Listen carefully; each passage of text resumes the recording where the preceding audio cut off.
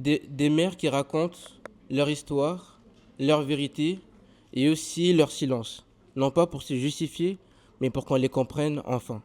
Parce qu'avant d'être mères, elles étaient filles, femmes, et aujourd'hui, elles font face à des jeunes qui osent dire ce qu'ils pensent. Bienvenue dans ce premier épisode du Nwadja Talk.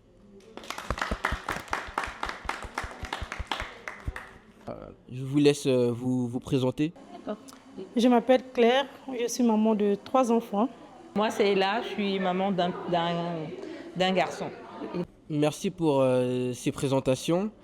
Alors, j'ai une première question. Qu'est-ce qui vous a donné envie d'être là aujourd'hui? Je vais commencer d'abord par les mamans. Qu'est-ce qui vous a donné envie d'être là aujourd'hui? Ben oui, moi c'est le thème qui m'a intéressée parce que on a toujours été confrontés face à nos enfants qui tout le temps en train de critiquer notre éducation. Et quand j'ai vu le thème, ça m'a intéressée. J'ai dit je dois être là pour écouter ce que la jeunesse nous reproche. Merci. Moi, pareil, quand elle m'en a parlé, j'ai trouvé ça intéressant pour voir le point de vue des jeunes. On sait qu'on est des mères très possessives par moments, mais on voudrait vous faire comprendre pourquoi. Voilà. Ok, pas de souci. Et toi, qu'est-ce qui t'a donné envie d'être là aujourd'hui? Je trouvais ça important de réunir les mamans et les enfants pour cette première édition et pour pouvoir avoir leur point de vue, connaître un petit peu leur parcours et voir si, en tant que maman, elles avaient des attentes par rapport à notre génération. Alors moi, je suis venu ici aujourd'hui pour discuter de certains tabous sur certains sujets qu'on devrait, pour moi, aborder entre les enfants et les parents. Donc, voilà. Personnellement, ici, je suis présente parce que j'aimerais bien écouter l'avis des parents sur certains sujets que nous, on a un point de vue et que c'est pas le même au niveau des parents et savoir donc la différence. Alors moi, je suis venu ici parce que j'ai trouvé la thématique, elle était intéressante. Le débat intergénérationnel entre les mères et les enfants, surtout dans la communauté africaine, ça peut être intéressant d'avoir un point de vue qui est unique en son genre, qui mélange un peu les deux visions chez les jeunes et chez les parents. Et j'ai trouvé ça super. Un peu comme tout le monde, je suis venue ici parce que je trouvais que la thématique était intéressante et je voulais avoir l'avis des mamans à propos de ce thème. Personnellement, je suis venue parce que je trouvais la thématique intéressante, comme tout le monde ici présent.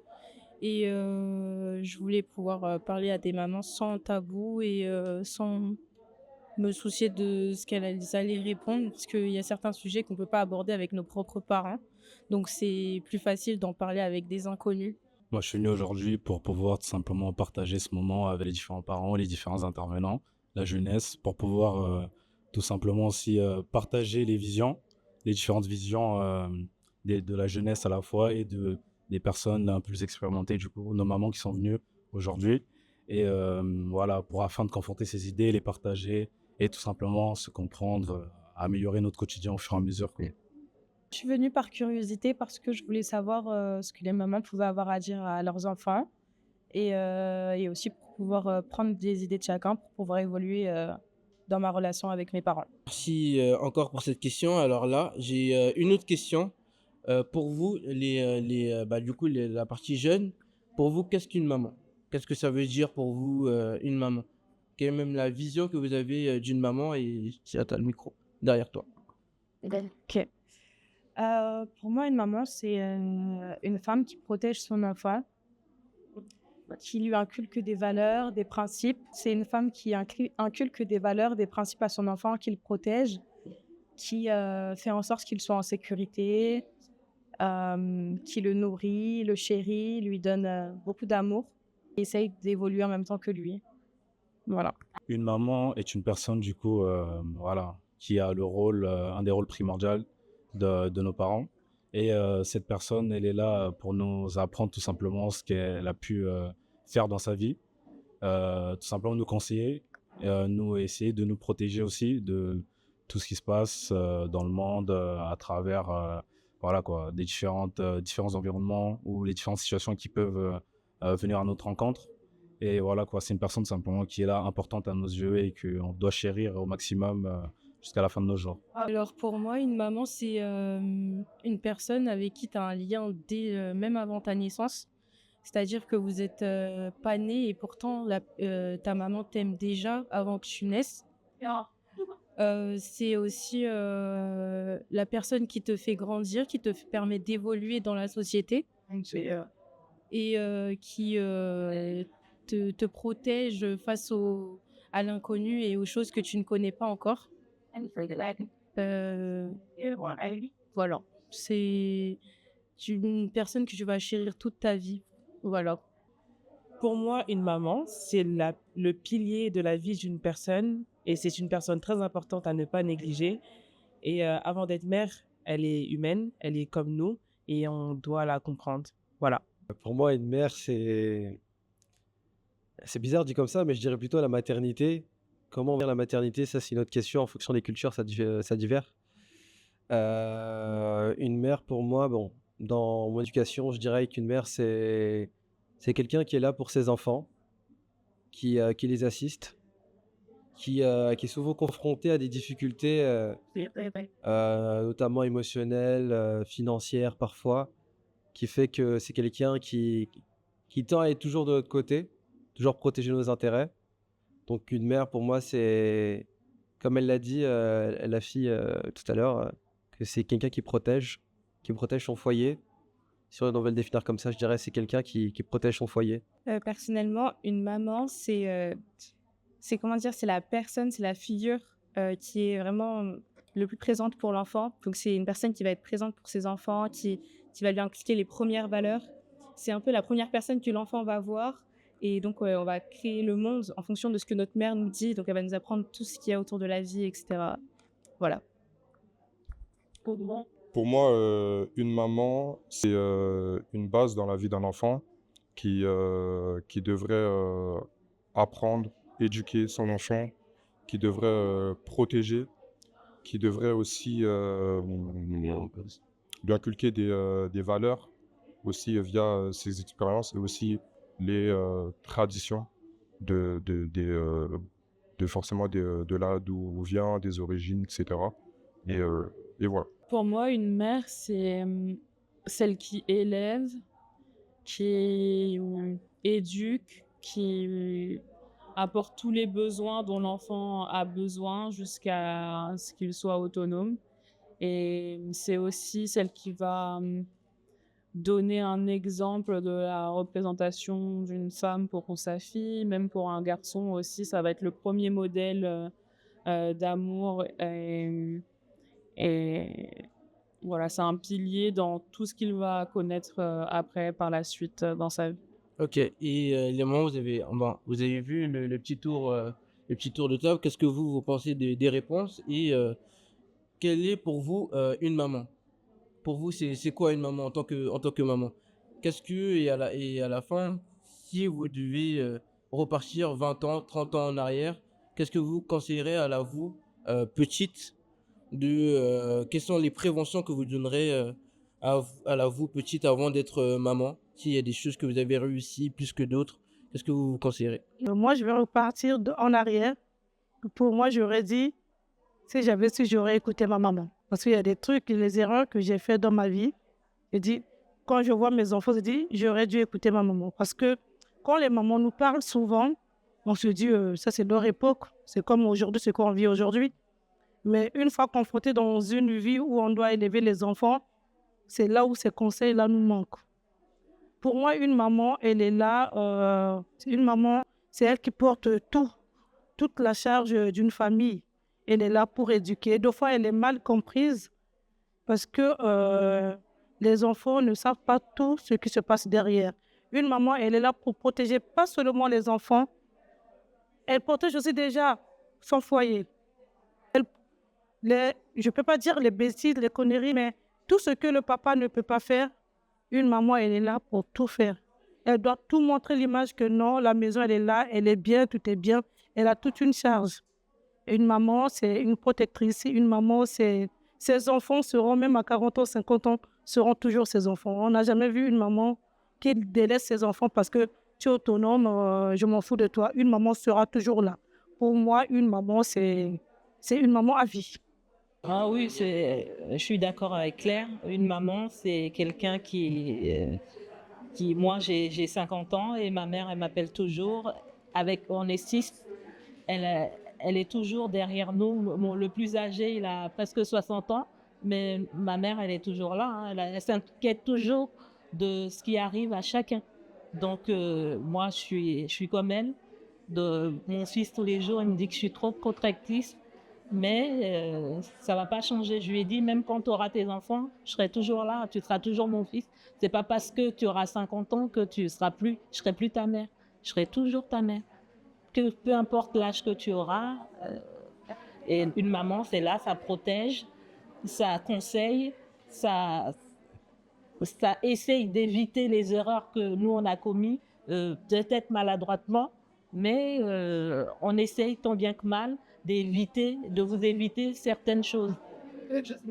Deux fois, on est un peu trop possessive, deux fois, on est trop intrusive, mais on essaye, c'est dans un but précis. C'est par rapport à ce qu'on a vécu qu'on essaye de vous éviter certaines difficultés. Malheureusement, c'est là que viennent les conflits.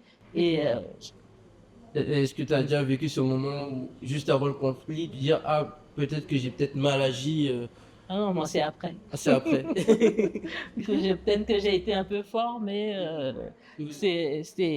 mais après je relativise. On parle, mon fils et moi, et après je lui fais comprendre pourquoi j'ai agi comme ça, et après on réajuste. Mais bon, comme c'est un enfant qui est relativement calme et vraiment c'est un ange, donc j'ai de la chance de l'avoir. Et en règle générale, il comprend et on se comprend. Et tout à l'heure, tu disais qu'une maman prenait les charges. Est-ce que par moment, tu t'es pas ressenti trop chargé? Et quand on entend ce que les filles reprochent, c'est que finalement, la jeune fille, peut être encore très jeune, joue le rôle de la deuxième maman, parce que maman a trop de charges et du coup, elle délègue ces charges-là à la fille aînée de la maison. Ben, je ne vais pas dire par rapport à non. Parce que moi, par exemple, je vais prendre mon cas, j'étais l'aînée de ma famille. Ma mère, elle était fonctionnaire. Mon père était homme d'affaires. Et donc, du coup, malgré deux fois et de temps où ça a été bien à la maison, il y avait les femmes de ménage, mais je prenais le rôle de ma mère. Je prenais le rôle de ma mère. Donc, ma maman, quand elle partait, il y a l'argent, tu fais les courses, tu prépares à manger pour toute la famille. Pour papa, tu fais ça, pour nous, c'est parce qu'elle n'avait pas le temps. Et dans mon époque, à mon éducation, c'était normal. On ne trouvait pas que c'était une corvée. Je pouvais commencer les cours à 13h, mais le matin, je devais faire les courses, préparer, servir tout le monde, laisser tout clean et partir à l'école. C'était pas, à l'époque, on ne trouvait pas ça comme une corvée parce que nous, l'éducation, on n'a pas eu les mamans qui nous faisaient asseoir, viens, je vais te conseiller ça, il faut faire ça. Comme maman travaille, tu es là à côté, tu suis les gestes de maman et derrière, tu fais pareil. Mais au jour d'aujourd'hui, c'est difficile déjà de prendre l'aîné de la famille qui te remplace. C'est difficile avec la jeunesse d'aujourd'hui. Parce que les enfants d'aujourd'hui, tout le monde est occupé. Il n'y a personne, moi je me rends compte, il n'y a personne qui va te dire, ouais, ben, là, maman revient du travail. Au fait, quand elle vient, elle va se reposer. Non, tout le monde est occupé. Donc, maman, malgré la vie en France, comme on dit, travaux, boulot, dodo, mais on a un deuxième travail à la maison. C'est une charge qu'on doit le faire, qu'on doit supporter. Parce qu'on se dit, les enfants sont occupés. Et ça, c'est ce qui fait aussi, c'est des charges que nous, les mamans, ici, on supporte. L'éducation des enfants ici, ce n'est pas pareil que l'éducation en Afrique. En Afrique, c'était comme si c'était inné, c'était obligé de le faire. Mais les enfants, c'était naturel. Je sais que la maman est dans la cuisine, vous, toutes les filles, vous êtes dans la cuisine avec maman. C'est à côté de maman qu'on apprenait, mais il y a eu 15 jours, moi, je ne me souviens pas que ma mère m'a déjà fait asseoir pour dire ça, tu vois, l'oignon, on le coupe comme ça, on fait ça comme ça. Non, il n'y avait pas ça. Tous les jours, on regardait. On était obligé d'être à côté de maman. Mais la jeunesse d'aujourd'hui, tout le monde est occupé, tout le monde est technologique, tout le monde sait tout, c'est pas grave. Je vais apprendre, j'aurai mon temps, j'aurai mon jour. En fait, du coup, ça amène un peu le sujet de conflit. Et surtout, la maman qui ne va pas trop parler pour ne pas trop brutaliser les enfants, elle va prendre toutes ses charges. Je reviens du travail, je passe par Carrefour, j'ai fait les courses, je prépare et les enfants mangent. Les enfants vont dormir, je refais la vaisselle. On dort. La charge que vous ne comprenez pas que quand une maman, quand elle dit qu'elle va dormir, en fait, elle va dans sa chambre pour penser à ce qu'elle va faire demain. Le matin, quand je me réveille à 6 heures, je fais ça, je fais ça, je fais ça. Une maman ne dort jamais, c'est ça, le travail, c'est 24 heures sur 24. Pour toi, c'était une routine que, par exemple, après l'école, tu venais, tu t'occupais de la maison, etc., etc. Tu faisais les courses. euh, Est-ce que parfois, tu t'es pas senti surmené par toutes ces, je vais pas dire corvées, mais toutes ces tâches? Et si parfois tu te sentais surmené, est-ce que tu le faisais savoir à tes parents ou pas du tout? Je veux dire, par rapport à notre culture, on n'a pas eu ce moment-là de surménage. On n'a pas eu ce moment-là de révolte. Parce qu'il n'y avait pas la place pour la révolte. C'était la place et la communauté, c'était comme ça. Tu as vu tes grandes sœurs le faire, tu le fais systématiquement. Il n'y avait pas la place. Il y a des moments où on pouvait bouder, mais tu as le temps de bouder, après tu reprends à la charge. Il n'y avait pas de dire aujourd'hui je ne fais pas parce qu'ils savaient que non, il y avait une punition aussi qui s'en suivait. Et c'est dans toutes les maisons, c'était pareil. Donc c'était ancré en nous, c'était comme ça. Ok, genre, je l'entends bien. Et tu disais que la corvée, ou même la tâche, comme il disait. C'était pour nous, c'était pas une Ok, corvée. pour vous, c'est pas une corvée, mais quand je vois un peu. En plus, c'est chez les parents, c'est que ça peut devenir une corvée. Moi, par exemple, dans mon cas, j'étais ici. Donc pour moi, c'était des corvées. Parce que moi, je suis venue ici, j'avais 10, 12 ans. J'étais au CM2. Moi, on pouvait dire que c'était une corvée. Parce que par rapport aux enfants autour de moi, je devais cuisiner pour tout le monde, chez mon oncle chez qui j'étais. Et je cuisinais, je faisais la vaisselle, et je cuisinais pour beaucoup de gens. Ça, c'était une corvée. Mais la partie où j'ai apprécié maintenant, à mon âge, c'est que grâce à ça, ça m'a forgé mentalement. J'ai pris le bon côté, en fait. Ça m'a forgé mentalement et j'ai appris. Je sais très bien cuisiner et je peux cuisiner pour beaucoup de personnes. J'ai commencé à faire ça, j'avais 12 ans. Je faisais ça et j'allais faire mes devoirs. Mais tu disais que tu l'as pris comme une corvée, le fait de voir que tu n'es pas comme les autres. Oui, comme, parce que comme les j'étais autres ici. Moi, Oui. j'ai grandi ici. Et En justement. Afrique, c'est pas une corvée. Si c'est tes parents qui te le font faire, eux, ils ont de la bientraitance derrière. C'est parce qu'ils veulent te montrer comment on cuisine et c'était pas tout le temps.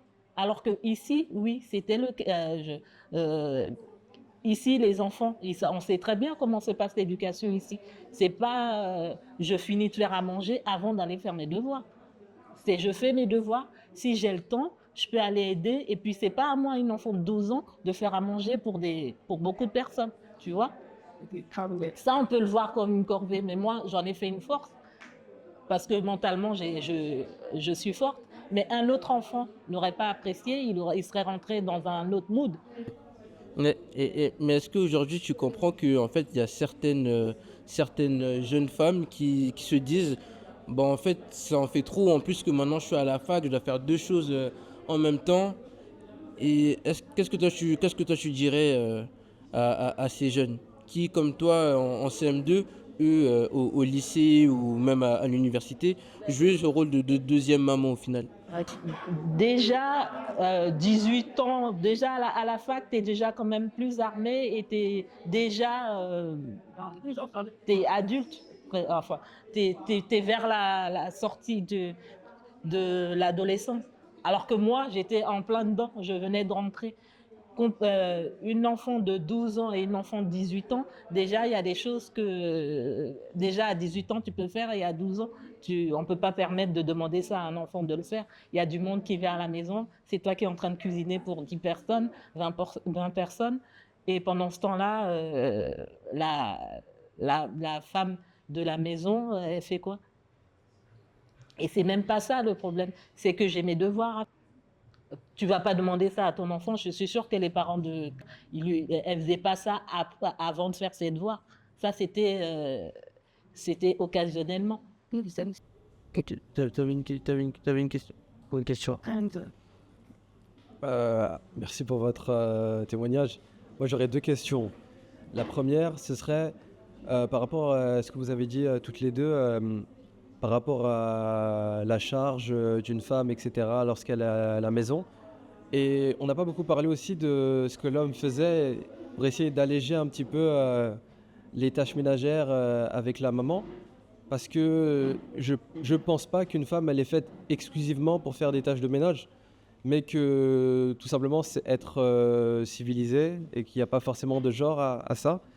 Et deuxièmement, je voulais aussi aborder la question de la hiérarchie et le respect des personnes âgées. Je suis d'accord avec cette tradition qui est très importante, mais qui parfois, lorsqu'on en abuse trop, on se rend parfois coupable d'abus sur les enfants et qu'on a tendance à un peu négliger le sentiment de l'enfant parce que la personne qui lui a ordonné de faire cette chose était grand et que c'était son oncle ou bien sa tante ou bien sa grand-mère, etc.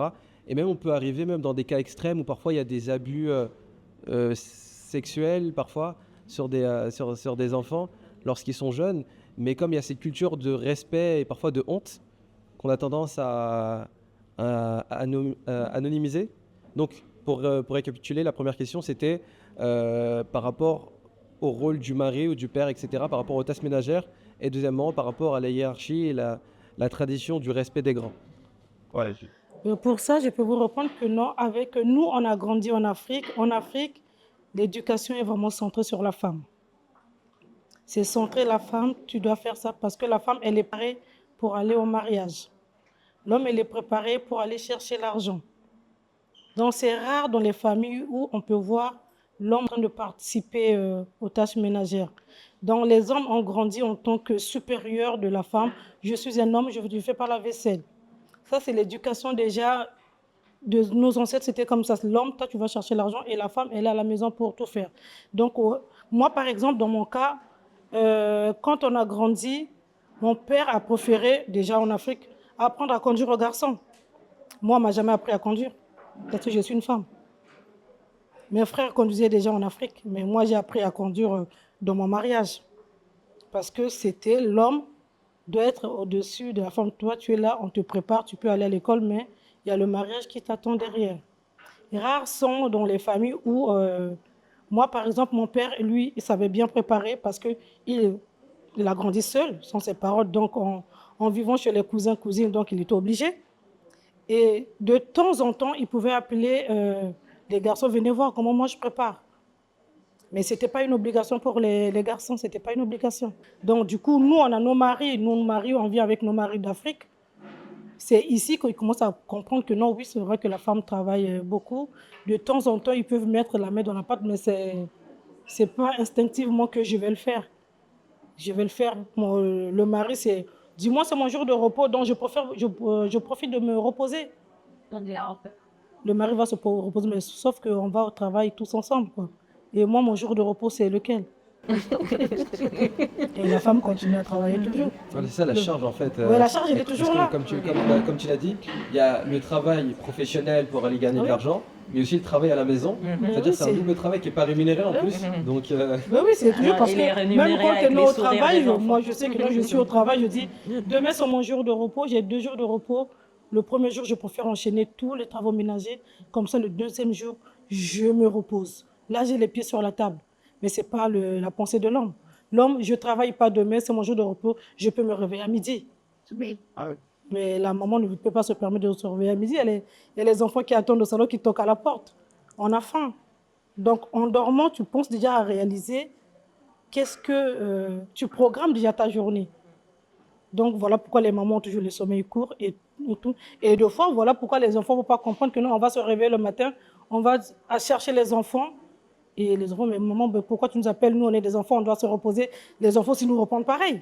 Moi, c'est le week-end, on doit se reposer. J'ai mes devoirs à rattraper. Alors, la maison, c'est à qui? C'est à qui la charge de la maison? C'est comme tout te retombe sur la tête. C'est normal, c'est maman, c'est à elle de faire. Même les jeunes, c'est le reflet des jeunes. C'est mon jour de repos. C'est pas ce que vous faites? C'est pas ça. Je dois rattraper mes devoirs. Ah, j'ai mon programme. Deux fois, moi, j'ai la blague que je dis souvent à mes enfants. tu peux balayer le salon, on va balayer le salon, on va laisser le couloir. J'ai dit, tu peux appeler le voisin pour venir continuer, parce que c'est la place du voisin. Parce que je ne sais pas, c'est une maison que tu balayes, tu t'arrêtes là, et l'autre partie, c'est pour qui? Si c'est pour le voisin, on va appeler le voisin. Deux fois, on me répond, eh ben, pourquoi vous n'avez pas mis tourner la machine? Mais tu ne nous avais pas dit. On est dans la même maison, en fait. On est dans la même maison, en fait. Ouais. Donc, ben, voilà, ben, ça, c'est pas pour autant qu'on va détester nos enfants, c'est pas pour autant que tous les jours, moi, je dis à mes enfants, moi, j'ai grandi avec un père qui avait un caractère qu'on a surnommé Kadhafi, notre papa. Et dès qu'il était là, personne ne devait être là. Mais c'est un papa qu'on aime aujourd'hui, c'est notre amour. Mais l'éducation était comme ça. Je ne vais pas dire aujourd'hui à mon père que tu m'as maltraité. Il y a des moments où on parle avec mon père, vu que mon père est maintenant en Europe, c'est là où c'est lui qui se culpabilise. Au fait, ce que je faisais, ce n'était pas bien. Mais moi, en tout cas, je ne renie pas l'éducation de mes parents parce que j'étais une fille qui suivait un peu aussi les amis. Et si je n'aurais pas eu un papa comme ça, je ne serais pas là aujourd'hui. C'est ce que je dis tout le temps à mes enfants. Soyez pas traumatisés quand on vous parle, quand on vous dit les choses. Parce que vous, ici, c'est facile de rentrer dans la dépression, de rentrer dans le traumatisme. Maman, tu m'avais fait ça quand j'étais petit. Mais nous, on ne peut pas vous raconter ce que nous, on a subi. Mais c'était notre éducation. Et pourtant, nos parents, aujourd'hui, on les porte dans nos cœurs. On dit, s'ils n'étaient pas là, on ne serait pas devenus comme ça. C'est ce que je fais toujours comprendre. Je dis, la jeunesse d'aujourd'hui, parce que la jeunesse aussi fuit la communication avec les parents. Vous préférez suivre les réseaux sociaux. Les amis ont dit, moi, ma fille, à l'âge de 12 ans, elle est venue me dire, maman, tu sais, j'ai 12 ans, mes copines m'ont dit que c'est l'âge où les enfants deviennent rebelles et tout.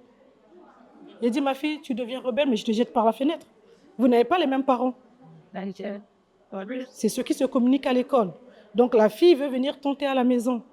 Et je leur fais comprendre que non, on est tous des parents, mais pas issus des mêmes milieux, pas la même éducation, on n'a pas tous le même objectif. Tout ce qu'on vous fait, ce n'est pas pour vous maltraiter, c'est pour que vous deveniez indépendants demain et une bonne indépendance.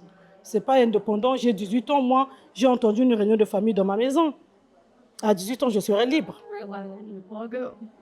J'ai écouté derrière la porte, oh oui, à 18 ans, je suis libre. Et moi, le 18 ans, le jour J, moi, j'achète ma bouteille de champagne pour fêter les 18 ans de l'enfant. Et c'était ma nièce qui me dit, mais pourquoi c'est mes 18 ans et toi, tu bois du champagne? J'ai dit, c'est l'âge où la police ne va plus m'appeler quand il y a un problème dans la rue. Donc moi aussi, maman, je suis libre maintenant. Quand tu vas faire tes bêtises, tu vas te justifier seule. Parce que moi, tout le temps, j'avais peur qu'on m'appelle au téléphone. Ta nièce a fait ça, ta nièce a fait ça. Vu qu'à 18 ans, c'est l'âge où tu es devenu libre. Maintenant, tu contribues à la maison. Maintenant, tu fais tout. Montre-moi ta liberté. Tu peux sortir maintenant de chez moi. C'est 2 jours après, je dis, mais je ne croyais pas que ce n'était pas comme ça. Pour moi, 18 ans, c'était, je dois devenir libre et tout. Mais en fait, rien n'a changé. Bon, en fait, rien ne change quand vous avez 18 ans. Les parents sont toujours là. Vous avez juste à régler vous-même vos problèmes, c'est tout. Voilà, c'est ça. Prenez les responsabilités maintenant. Ce n'est pas 18 ans que je vais aller fumer, ce n'est pas 18 ans que je dois aller tous les jours en boîte. Le premier jour, il me dit, maman, j'ai un anniversaire. Je suis d'accord. Je sors, je reviens à 22h. Elle n'était pas prête. Je dis, au fait, l'anniversaire, là, ça commence à quelle heure? Parce qu'à mon époque, 22h, c'est l'heure où tu commences à dire à tes amis, je veux maintenant rentrer. Mais toi, 22h, tu es encore à la maison. Il dit, oui, mais parce que mes amis ne sont pas encore venus me chercher. Il dit, ok, donc moi, je vais dormir. Toi, tu vas découcher. C'est ça. Et tu vas me toquer à 5h du matin pour que je vienne ouvrir la porte. J'ai dit, non, ça ne passe pas. Et on ne s'est pas parlé pendant une semaine. Après, je ne sais pas. Si pour vous, les jeunes, vous trouvez ça normal que les parents sont en train de dormir parce qu'on a 18 ans, on doit aller fêter, on va faire ce qu'on veut parce qu'on a 18 ans. Moi, avec mon éducation, je n'ai jamais toqué la porte à mes parents, ouvrez-moi la porte, je vais dormir. Parce que ma mère me disait, tant que tu es chez moi, tu as encore 5 ans, considère-toi comme si tu avais 5 ans. C'est même pas parce que ça. Tu n'es pas grand, en fait. Après, avec tout ce qui se passe ici, oui, c'est ça. Nous, on n'est pas tranquille. Moi, je ne peux pas comprendre que mon enfant il est dehors. Moi, je vais dormir. Oui. Je ne vais jamais dormir tant qu'il ne m'a pas toqué la porte. Je sais Donc pas ce qui c'est va encore te- un qu'est-ce qui peut supplément de t'arriver. stress que vous Ah mettez non, aux parents. non, non, Parce qu'on peut pas, on peut non, pas. je peux pas. Ouais.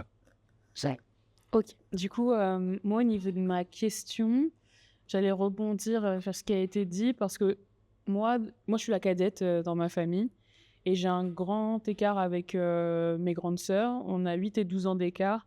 Et donc, nous, ce qu'on dit souvent, c'est qu'on n'a pas du tout eu la même maman, mes sœurs et moi. Et avec moi, elle a laissé plus de liberté.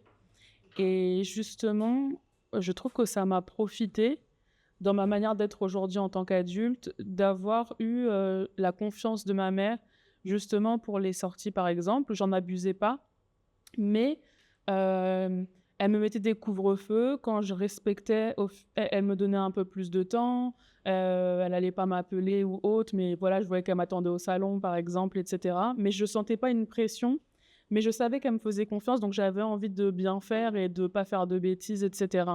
Et justement, je trouve que j'ai pas senti sa peur, j'ai pas senti de pression. Et je me demande, vous, ce que vous en pensez. Je sais pas quel âge ont vos enfants, mais j'ai trouvé, moi, souvent, ce que je dis, c'est que cette confiance aujourd'hui, même ça m'a donné une confiance en moi pour faire plein de choses, en fait, pour avoir confiance et respecter quand même les règles, mais tout en...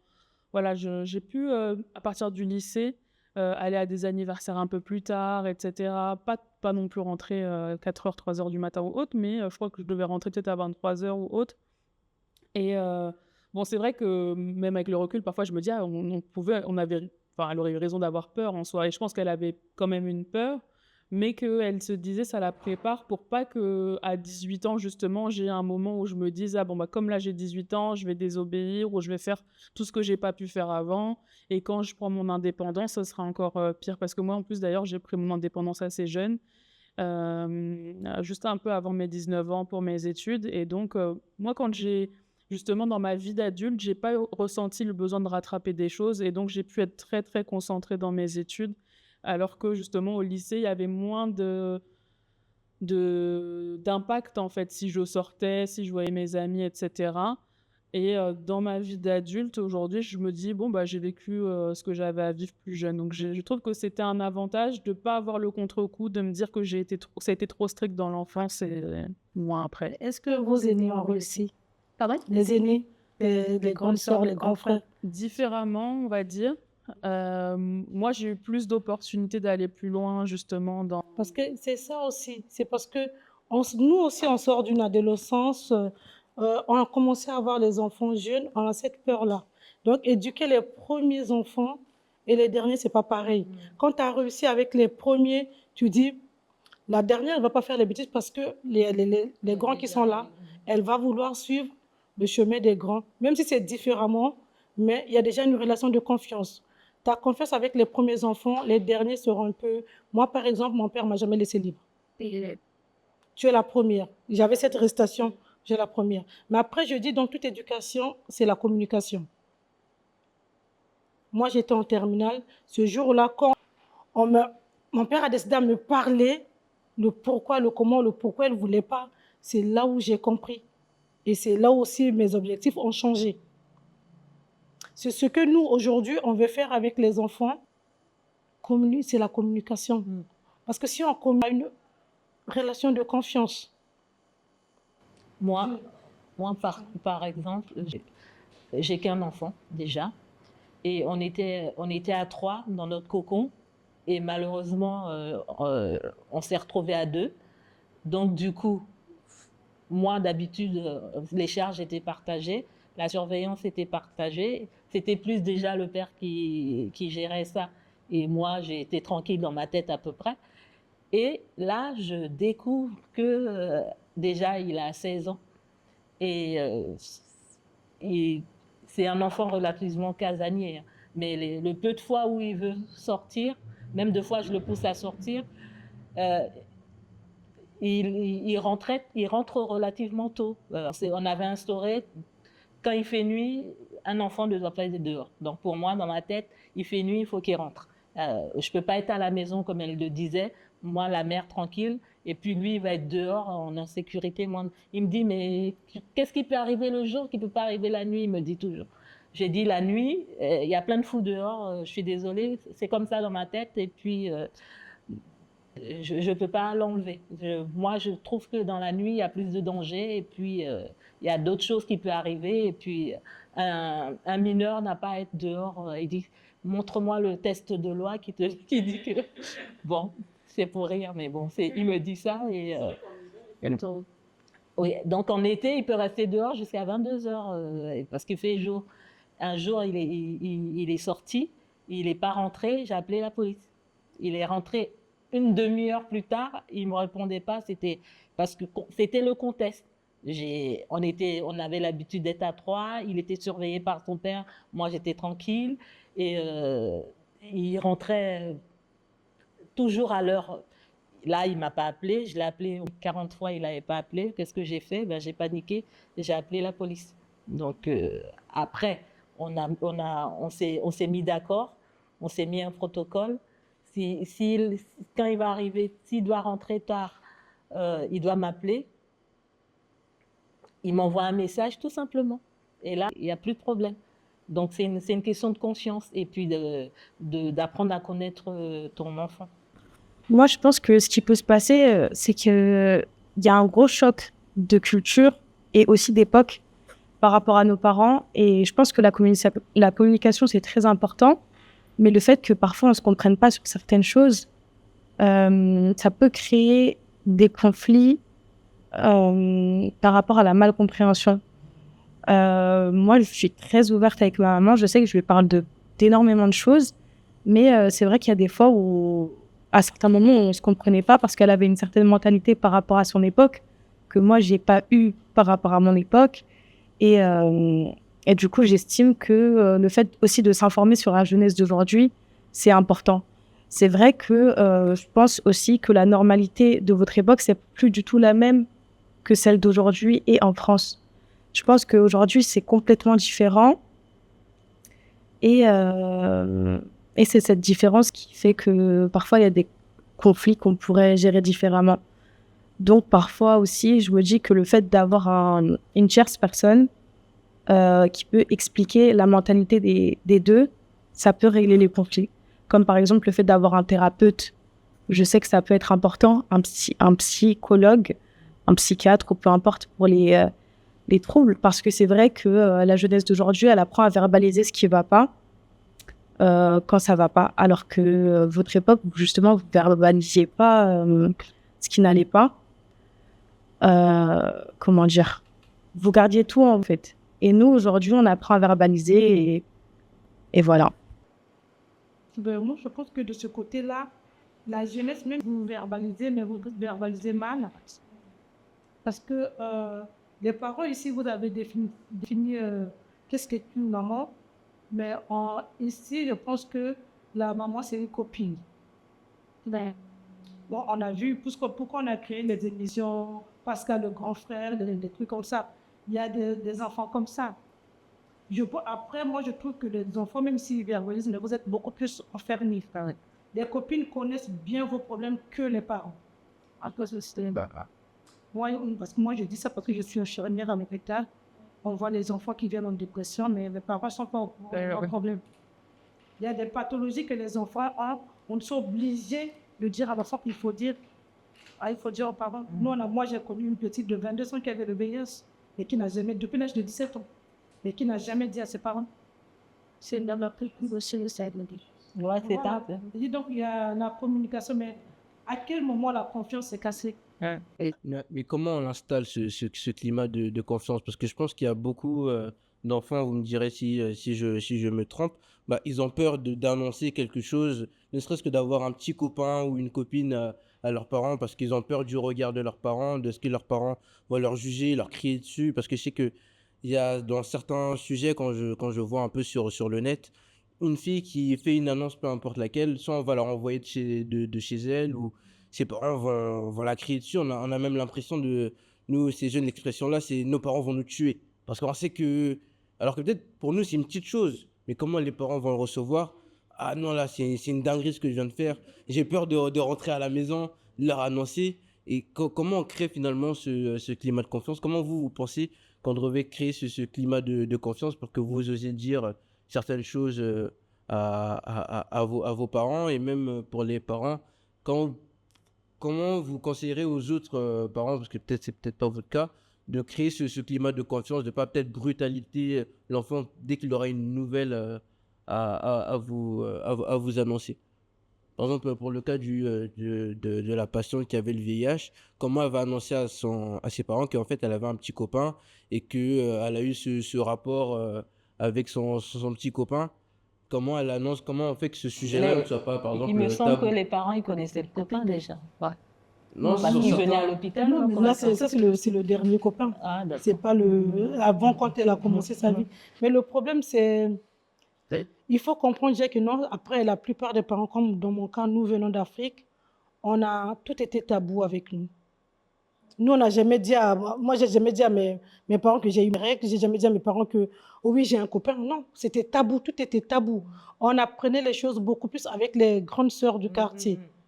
Moi, j'ai appris parce que j'étais à l'internat. Et j'ai toujours dit, moi, mes enfants n'iront jamais à l'internat. Parce qu'à l'internat, j'ai appris le bon et le mauvais, surtout le mauvais côté. Nous, on a appris avec les grandes... Nous, notre éducation, on a les grandes sœurs du quartier. Tout était tabou. Donc, un parent qui a vécu dans cette culture et qu'on lui a toujours dit avoir une copine, c'est pas bon, avoir un copain, c'est pas bon, c'est difficile de venir ici en France directement accepter. C'est difficile. Nous, c'est parce qu'on est arrivé un peu jeune. Et on a commencé à être déjà rebelles avec nos parents. On se dit, l'éducation qu'on a reçue, je serai sévère, mais on ne va pas tout, voilà, on va tempérer un peu. Moi, avec mon fils, on a une journée discussion, une soirée de discussion, vendredi soir, ou peu importe, comme c'est le week-end généralement qu'on on a une petite journée ou une soirée à nous, tous les jours. Et j'en profite pour lui demander si tout va bien. Si quand il rentre de l'école, je lui demande, c'est la communication, quoi. Il faut instaurer des moments avec ses enfants. Moi, j'en ai qu'un. Mais ceux qui en ont trois, peut-être qu'ils ont plus de difficultés. Je me dis que peut-être comme j'en ai un, j'ai la possibilité de faire tout ça. Mais quand on veut bien faire, on trouve toujours le temps, je pense. Donc, du coup, on a ce moment-là. Il me parle de tout et de rien. Même je sais que même s'il ne me dit pas tout, mais il y a des trucs, j'essaie de savoir sur sa vie, même ses copains, si l'école va bien, si ses amis. J'essaie de m'informer sur ses activités. Donc, c'est une manière de créer la conscience et pour que s'il lui arrive quelque chose, et je lui répète toujours, je serai toujours ta mère, peu importe ce que tu fais. Je ne vais peut-être pas t'encourager dans les mauvaises choses, mais je serai là pour t'aider, pour qu'on trouve la solution ensemble. Ça, je le répète ça souvent. Là, je vais parler d'un cas général parfois on discute entre nous, les jeunes, etc. Ou parfois on peut voir aussi dans les réseaux sociaux. C'est que, en fait, justement, je vais revenir sur les tabous que tu as dit. En fait, vu que vos parents avaient ces tabous-là avec vous, bah, vous aussi, vous êtes tabou à ce niveau-là, avec nous. Et en fait, parfois, je pense que ça pousse, en fait, à l'enfant de découvrir ces choses derrière votre dos. Et en fait, c'est là que parfois, ça pousse à faire des bêtises, etc. Et en fait, je pense que c'est important, bah, comme tu as dit, d'avoir des moments où on parle avec ses enfants, vous débattez, et vraiment sans animosité, sans colère, etc. Et bah, moi, pour mon cas personnel, c'est vrai que j'ai pas ça avec mes parents. J'ai pas ce moment où on parle de sujets un peu complexes, etc. Et je pense que ça serait important qu'on ait tout ça en fait avec nos parents. Et est-ce que ça t'a marqué? C'est un truc que tu souhaiterais faire, que ce soit ton père ou ta mère, dire bah, est-ce qu'on peut discuter de tel sujet? Est-ce que c'est un truc que toi, tu aimerais mettre en place? C'est un truc que j'aimerais faire et c'est un truc que mon père essaye de mettre en ce moment. En tout cas. Ouais, surtout que bah, moi, mes parents ils sont séparés, donc ils se rendent compte, et je vis avec ma mère, donc ils se rendent compte vraiment de la valeur qu'on a à ses yeux, et nous aussi on se rend compte de la valeur qu'un père a à nos yeux. Donc en fait, il essaie vraiment d'instaurer des moments comme ça. Est-ce que vous tous, le reste, que vous avez ces moments-là avec avec vos parents, est-ce que vous aimeriez avoir ces moments-là avec vos parents? Si là, vos parents étaient devant vous, qu'est-ce que vous aimeriez leur dire pour effacer ces tabous? Comment vous feriez pour les faire comprendre certaines choses? Eh bien, personnellement, moi, j'ai pas de tabou du côté de ma mère, en tout cas. C'est plus mon père qui a créé une barrière, déjà, premièrement, parce qu'il est très rarement là à la maison, à cause du travail. Il est là le matin et le soir. Donc, entre-temps, nous, on va faire nos activités, on rentre, on parle à notre mère. Mais sinon, notre père, il a pas ces échanges avec nous, il les a plus avec notre mère. Et du coup, c'est plus facile pour nous de parler avec notre mère, de communiquer avec elle. Et notre père, lui, il est dans son coin. Il a pas réellement... il nous a vu grandir, oui, certes, mais il n'a pas créé ce lien et cette facilité de parler avec lui et d'échanger pour que nous, on vienne de notre propre plein gré et lui parler de, par exemple, des études, du travail, de nos soucis personnels, etc., etc. Chose qu'on fait très facilement avec ma mère. En termes de copains, etc., etc., ça, bon, j'en parle pas avec ma mère, c'est clair. Mais si elle lance le sujet, etc., je peux lui montrer des photos d'une personne et dire oui, je parle à un tel, mais pas plus. Voilà. Sinon, en termes de tabou, vous aviez dit que les règles, etc., vous n'en parliez pas avec vos parents. Eh bien, moi, tout ça, il n'y a pas de souci là-dessus. J'en parle avec ma mère. Pas les choses du côté sexuel, etc., les relations, etc. Non. Sinon, le reste, il n'y a aucun mur de créer, mais j'aimerais que ça, ce soit plus facile, qu'il soit plus facile de parler pas des relations avec mon père, parce que c'est bien aussi d'avoir l'avis des deux côtés, c'est-à-dire que tu as la vision de l'un.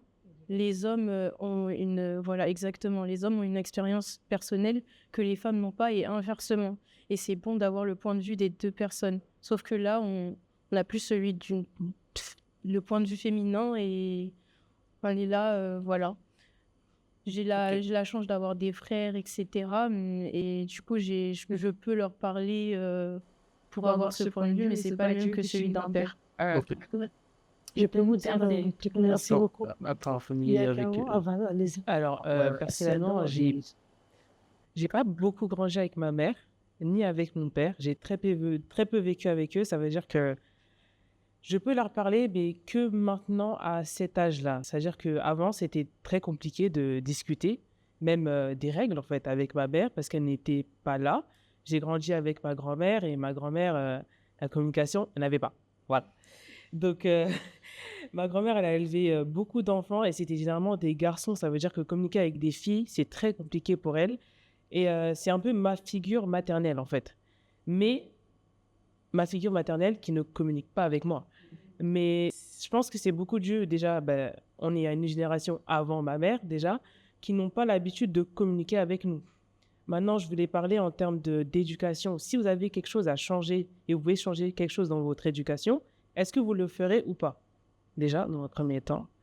Et il y a un truc que vous aviez dit, c'était par rapport au fait que, je pense que votre nièce a dit « à 18 ans, je suis libre ». Ça m'a fait rire parce que moi aussi, j'ai déjà dit. Je l'ai déjà dit et de nombreuses fois. Après, c'était dans un certain contexte, mais il ne faut pas entendre par là que je suis libre, j'ouvre la porte et je m'en vais. Non, parce que je me suis rendu compte que à 18 ans, pratiquement rien n'a changé. Mais il y a quelque chose que j'entendais par là, dont je suis libre, c'est j'ai plus ce poids de si j'ai envie de sortir, on va m'en empêcher. Parce qu'il y avait beaucoup trop de restrictions, en fait. Et on en revient à la communication. Pourquoi est-ce que tu m'interdis de sortir? Qu'est-ce qu'il y a derrière, en fait? Pourquoi est-ce que tu fais cela? Je veux comprendre. Et en fait, on ne se comprend pas et il y a un mur. C'est comme s'il y avait un mur devant nous. Et comme si moi, je disais quelque chose, donc je l'envoie vers le mur, mais il revient vers moi. Et comme si ma figure maternelle disait quelque chose, elle le dit, mais moi, je ne comprends pas. Donc, on n'a pas cette solution, en fait, pour pouvoir communiquer correctement, finalement. Voilà. C'est ça, vous avez raison, parce que c'est que non, moi j'ai vécu plein de choses. Comme avec ma mère, je dis, avec ma mère, il y avait pas une bonne communication. Et le papa qui était vraiment autoritaire, mais nous, tout ce qui se passait à la maison, on voyait chez maman et maman rapportait chez papa. Mais il y a eu une fois, quand j'étais en terminale, j'ai raté mon bac. Et j'étais en pleurs et tout. Tu sais, il n'y a pas question de te suicider, c'est pas la fin du monde, tu peux refaire et tout et tout. Et c'est là où j'ai trouvé l'occasion de dire à ma mère, si j'ai raté mon bac, c'est à cause de ton mari. Ma mère me dit, pourquoi? J'ai dit, ben oui, parce que, enfant, mais vous ne connaissez pas mes capacités. Si peut-être je ne comprends pas les maths, je dois à les amis, papa ne veut pas que je sorte. Donc, il y a des trucs où le professeur peut expliquer, je n'ai pas compris. Si, le professeur, mais peut-être un ami peut bien m'expliquer. Mais comme chez vous, tout est tabou, tout camarade masculin, c'est ton copain, c'est tout. Mais voilà pourquoi j'ai raté mon bac.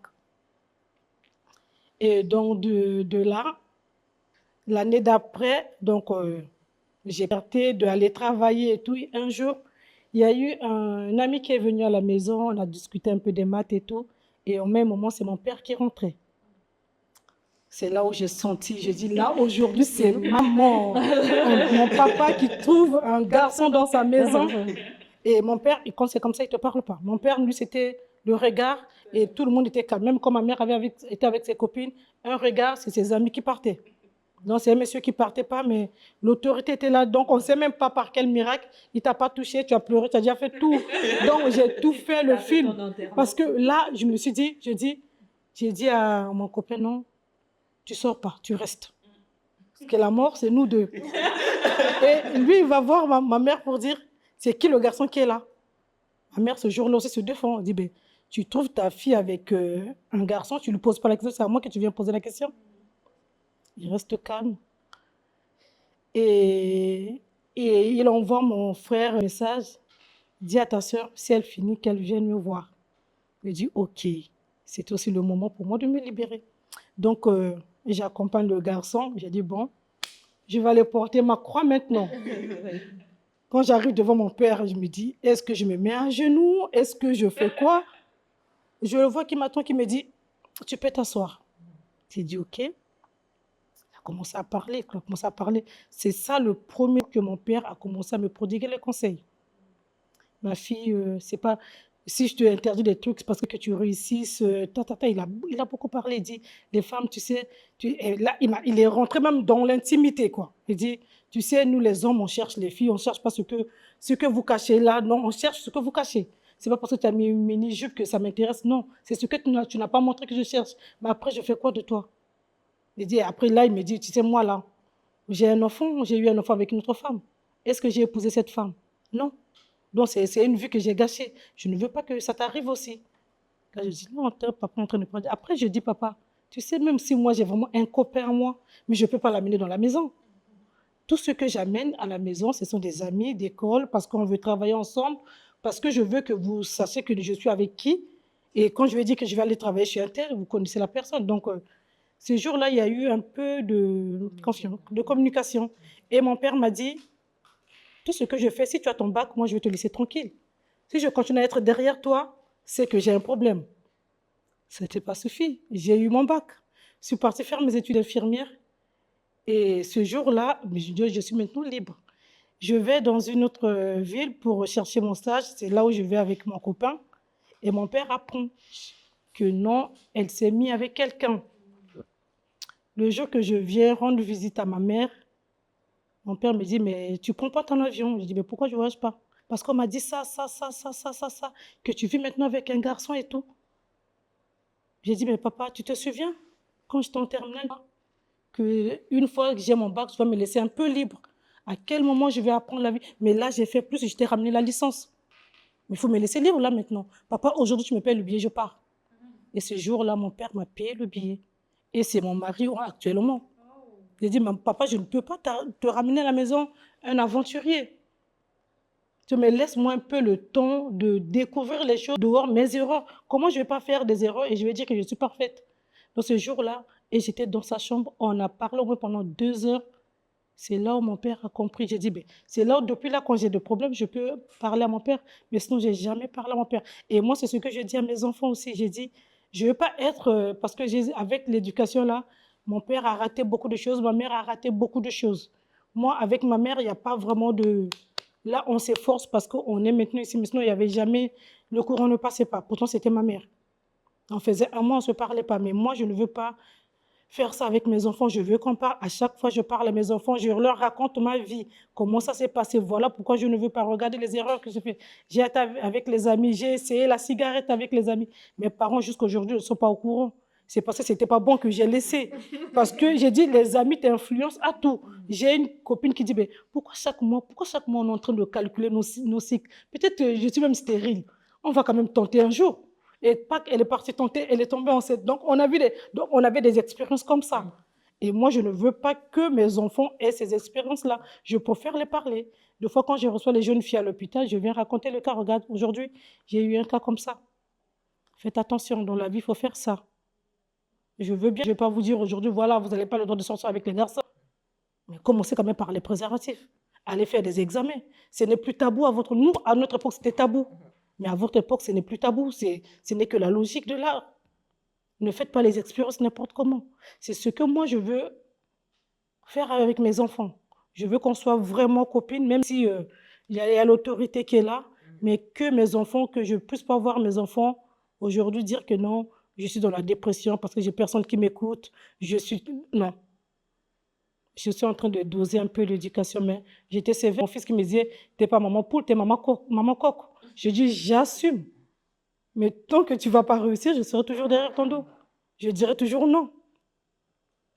Mais la rue influence. Et le premier jour que mon soirée, les amis l'ont traité, ah, le prisonnier est sorti. Je dis, c'est vrai, la rue influence. Mais aujourd'hui, moi, je suis fière de l'éducation que je donne à mes enfants. Je suis fière. Parce que j'ai su les écouter. Je leur donne mon expérience.